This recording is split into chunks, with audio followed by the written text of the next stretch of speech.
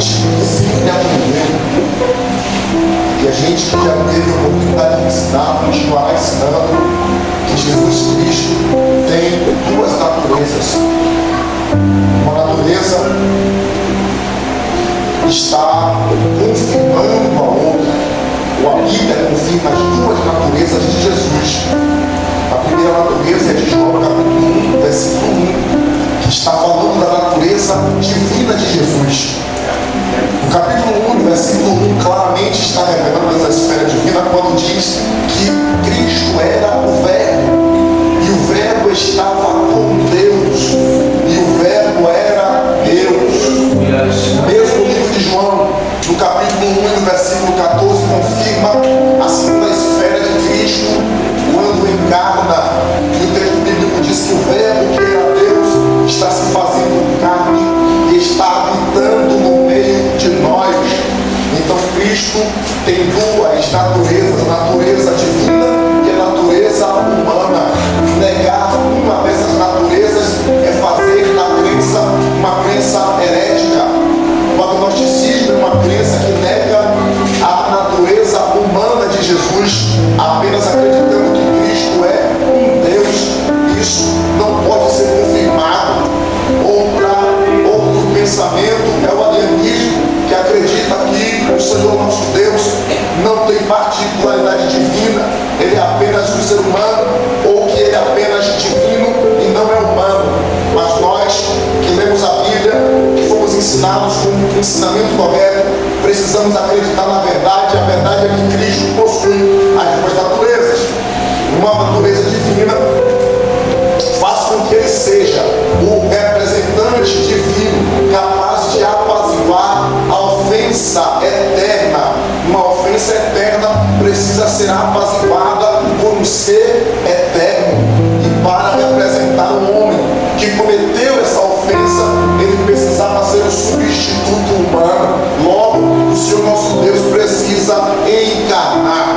E quando Jesus encarna, existe um porquê, existe um procedimento divino para essa encarne de Jesus, e é justamente reconciliar a humanidade com Deus novamente. Perceba que no livro de 2 Coríntios, capítulo 5, versículo 19, a Bíblia diz que Deus estava em Cristo, reconciliando o mundo consigo, não imputando a nós os nossos pecados, mas colocando em nós a palavra da reconciliação. Então Cristo é o Deus encarnado que vai morrer a fim de reconciliar a sua vida com Deus, nos reconciliar com Deus. Entendendo essas duas particularidades, precisamos entender que muitos desses ensinamentos de Jesus têm a ver tanto com a parte divina e tanto com a parte humana. Afinal, Jesus Cristo tem o interesse de fazer com que a gente viva eternamente onde ele vive. Por isso que os seus ensinamentos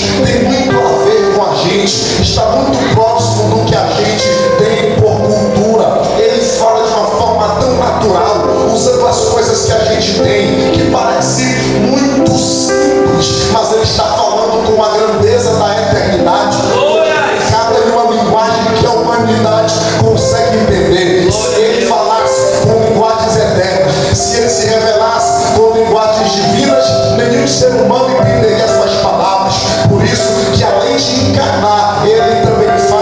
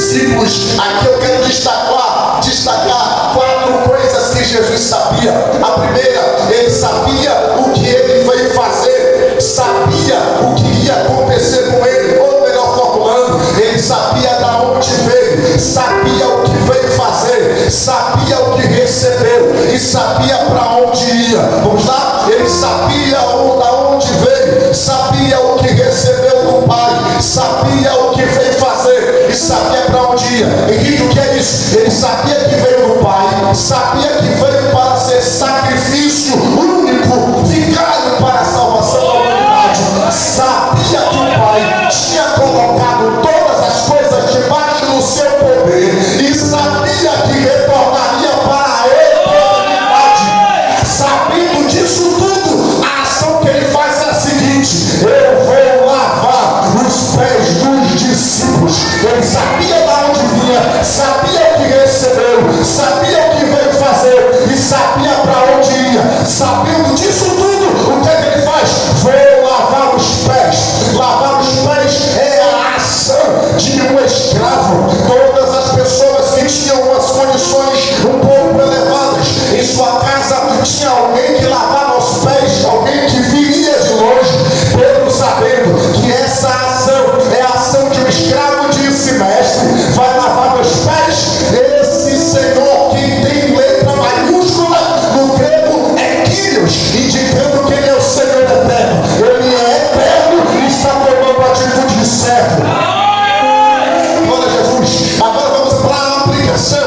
Ele sabe de onde está vindo, sabe para onde vai, sabe o que receber, sabe o que veio fazer, e mesmo assim está tomando uma atitude que é a atitude de um servo. Isso não implicou em quem ele é, ou melhor, isso não implicou na sua essência. Saber de onde veio não implicou na sua essência. Saber o que recebeu não implicou na sua essência. Saber para onde vai não implicou em sua essência. E perceba, você já percebeu, você já reparou que muitos entre nós, sabendo de onde veio, isso faz com que seu coração se enche. Você já percebeu que muitos de nós, sabendo o que recebeu, faz com que o Espírito se infle, sabendo da sua missão, faz com que o Espírito seja altivo, sabendo para onde vai, faz com que a nossa alma se eleve. E isso não funcionou com Jesus. Sabendo o que recebeu, todas as coisas debaixo do seu poder, sabendo que veio a eternidade e que ia voltar para a eternidade, manteve-se na essência da humildade. Essa é a primeira lição que João 13 me ensina. Eu posso receber todos os poderes a mim concedidos, eu posso receber as posições elevadas que a terra pode me disponibilizar, eu posso sair do zero e chegar no máximo da minha vida, mas o que a missão de Cristo me ensina é: não importa o nível que eu esteja, ou o que eu seja, eu preciso permanecer na essência da humildade.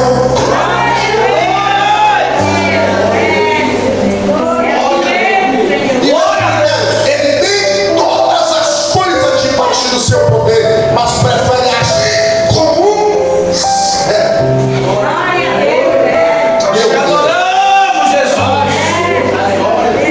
Saber disso tudo não influenciou na essência.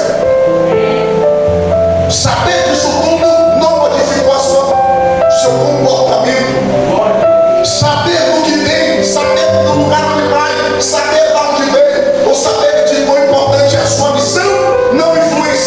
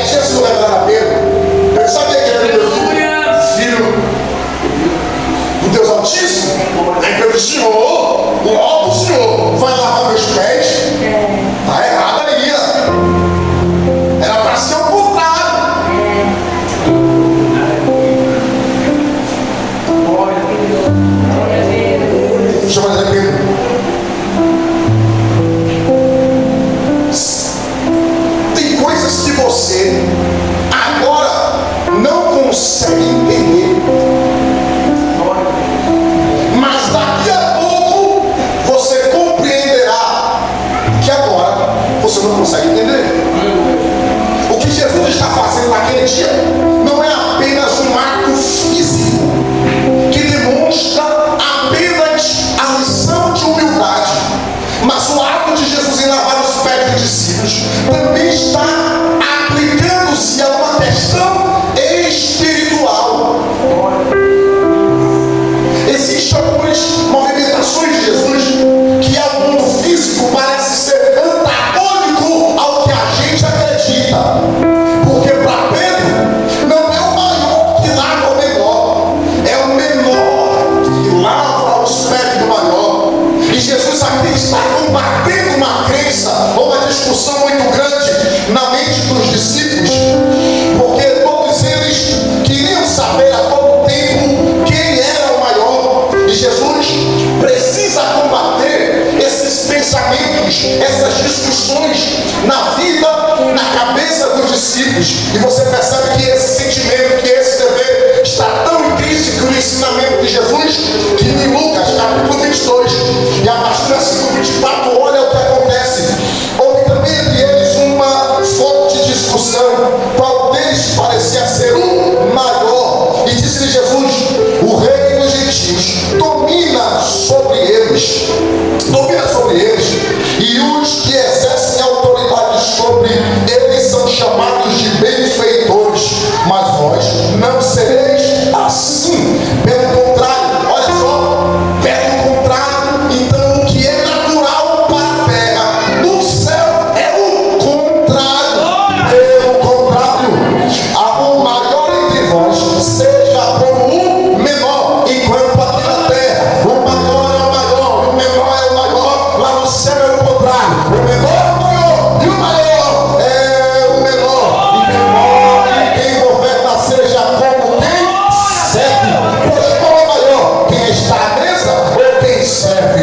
Não é quem está na mesa. Eu, porém, entre vós sou como aquele que serve. E em nenhum momento Jesus está invalidando o seu poderio e a sua autoridade, mas Jesus está revelando o caráter do reino. Aí no reino dos homens, o servo permanece servo e o Senhor domina sobre eles e é tido como aquele que bem faz as coisas. Mas aqui no céu não, aqui no céu é diferente. Não há distinção entre Senhor e servo, entre menor e maior. Se você aqui em cima quiser ser o maior, você precisa ser aí como quem? Como quem serve. Como quem serve. Você percebe que há entre os discípulos a dificuldade no servir. E é isso que Jesus quer ensinar para eles. Vocês precisam ser flexíveis. Vocês precisam servir. E a missão de Jesus encarnado tem a ver com a serviência. Porque perceba que no livro de Mateus, capítulo 20, o versículo 28, Jesus diz explicitamente: eu não vim para que vocês me sigam, mas eu que vim para servir e servir até a morte, entregando a minha vida em resgate por vós.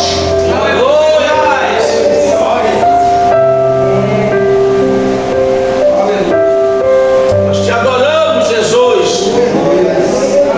Tu és santo, Jesus. Pedro não entendia porque o grande mestre queria lavar os seus pés. Aí Jesus: Pedro, o que você não está entendendo agora, você vai entender. Existem ações de Jesus que aos olhos a gente não consegue entender. Por que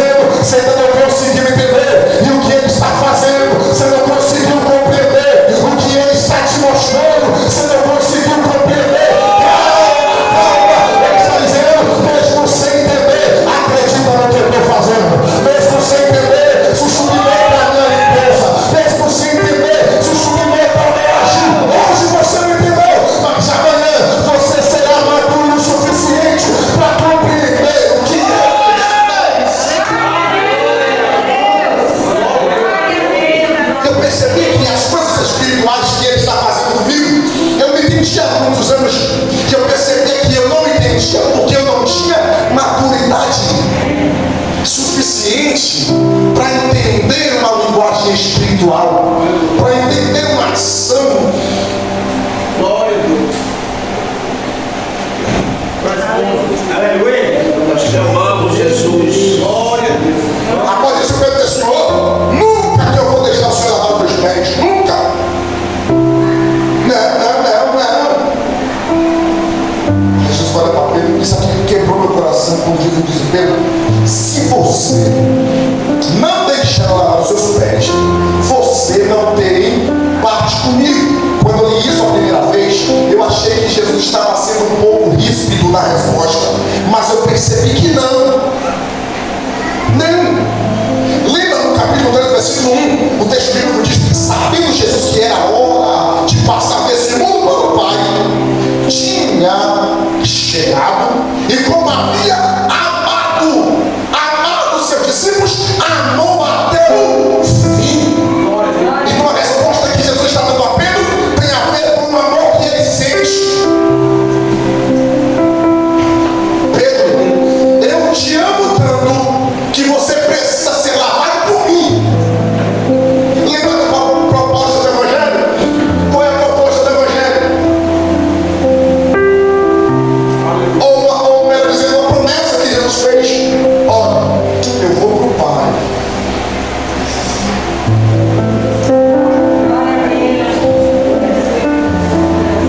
Jesus, eu também quero que você vá e olhe onde eu moro.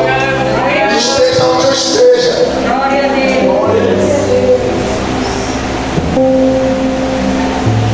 E se você não permitir que eu te lave aonde eu estou, você não vai poder estar. Você não tem parte comigo. Pedro, eu te amo tanto que eu quero você junto comigo. Pedro, eu te amo tanto que eu quero você na eternidade comigo. Pedro, eu te amo tanto que eu quero você nas mansões celestiais comigo. Mas por te amar tanto, Pedro, eu não posso aceitar sua sujeira. Eu tenho que lavar você. Glória a Deus. Pedro, eu te amo tanto que eu não posso admitir que você esteja comigo e esteja sujo. Meu Deus. Se você não se submeter a você não tem parte comigo. Jesus disse: eu amo muito você, mas não posso admitir a sua sujeira. Eu vou permitir. Eu te amo tanto e não posso admitir que você esteja sujo. Vou ter que lavar você. Pedro entendeu a mensagem do Senhor. Já que é assim, eu não quero só que o Senhor lave os pés, não. Eu me submeto à limpeza. Lava a minha cabeça. Lava os meus mãos. Lava os meus pés. Lava o meu corpo todo. Lava tudo, Senhor. Quem submete-se a ser lavado entendeu que o agir de Jesus não é apenas um agir físico e momentâneo, mas é um agir espiritual que nos levará para a eternidade. Só quem entendeu isso se dispõe a ser limpo. Só quem entendeu isso se dispõe a permitir a limpeza de Jesus. Aí Deus vai dizer: Pedro, presta atenção, Pedro. Você está numa visão muito terrena. Vem para o espiritual. Aí Jesus vai dizer: Pedro, quem já foi lavado não precisa se lavar mais. Aleluia. É necessário que lave só os pés. Glória a Deus. Vocês já estão limpos, mas nem todos. Limpos pelo quê? Limpos pela palavra que eu vos tenho dito. Ei, glória a Jesus. Aleluia, Jesus. Vocês já estão limpos. E esse é o critério da eternidade. É o critério de limpeza. João capítulo 15, versículo 3 diz que o que nos limpa é a palavra que ele nos pediu. Glória a Deus. E lá no santuário, Salmos capítulo 24, versículo 4, lá tem um critério para entrar. A gente acredita que todo mundo que morre vai para o céu, mas um salmo simples como esse nos revela algo importante. E olha que o salmo diz: quem subirá ao monte do Senhor? Senhor. Quem entrará no seu santuário? Alguém responde: aquele com as mãos limpas. Ou seja, quem se submeteu à limpeza, e aquele que tem o coração puro. Oh, glória a Jesus de Nazaré. Jesus quer nos limpar para entrar no seu santuário e habitar nas moções do Senhor. Efésios no capítulo de número 5, versículo de número 2, a Bíblia diz que nós somos lavados pela água. Que água é essa? A água da palavra. Glória a Jesus, glória a Jesus. Jesus está dizendo: não existe outro método de entrar no céu, não existe outro método de entrar na eternidade, não existe outro método de ter paz com Deus eternamente, se não se sujeitarmos a ser limpo pela palavra de Jesus. Glória a Jesus. Quando Jesus diz: vocês estão limpos, a palavra já limpou vocês, vocês já nasceram de novo, vocês estão limpos aqui, mas existe alguém no meio de vocês que não se submeteu e não permitiu que eu lavasse. Esse era Judas, e Judas, que não permitiu a ser lavado por Jesus, Satanás já tinha colocado dentro dele as coisas negativas, Satanás já tinha colocado dentro dele a traição. Entenda uma coisa aqui, isso é duro de dizer, mas é a realidade. Quem não se submete a ser limpo por Jesus se torna facilmente acúmulo de coisas que Satanás deposita. Quem não se submete a ser limpo por Jesus acaba virando casa de demônios. Quanto mais sujeira, melhor para Satanás. Quanto mais sujeira, melhor para Satanás. Quanto mais sujeira, mais mentira. Quanto mais sujeira, mais traição. Quanto mais mentira, mais sujeira. Quanto mais engano, mais sujeira. E aí, meu amigo, Satanás ama quem não gosta de se limpar. Satanás ama quem não se submete à limpeza. É por isso que essa noite aqui Jesus trouxe uma palavra ao nosso coração, e Ele me manda te dizer: se submeta à limpeza. Oh, limpa os seus caminhos, limpa o seu coração com a palavra, limpa a sua mente com a palavra, limpa a sua alma com a palavra, limpa a sua casa com a palavra, limpa as suas mãos com a palavra, limpa os seus olhos com a palavra, limpa a sua boca com as palavras. O plano de Jesus não era só ensinar a verdade, mas falar também sobre a limpeza espiritual. Aleluia! Se você puder dizer sobre os seus pés essa noite, glórias ao nome de Jesus. Glórias ao nome de Jesus. És fiel, Jesus. Após acabar a limpeza dos pés dos discípulos, a Bíblia diz que Jesus retorna para o seu lugar na mesa, retorna para o seu lugar na mesa, e ele veste novamente a roupa de cima. E após ele fazer isso, ele pergunta: entendes tu o que eu fiz? Deus. Aleluias. E o que foi que ele fez? E o que foi que ele fez? Glória a Deus. E o que foi que ele fez? Eu posso explicar por etapas, eu não sei quem está nessa dimensão, mas se você me chama, você vai entrar agora. Olha o que é que ele faz. Ele levanta, tira a roupa de cima e desce. Levanta, tira a roupa de cima, lava os pés dos discípulos, sobe, senta no seu lugar e veste novamente. Glória. Entendes tu o que eu fiz? E o que foi que eu fiz?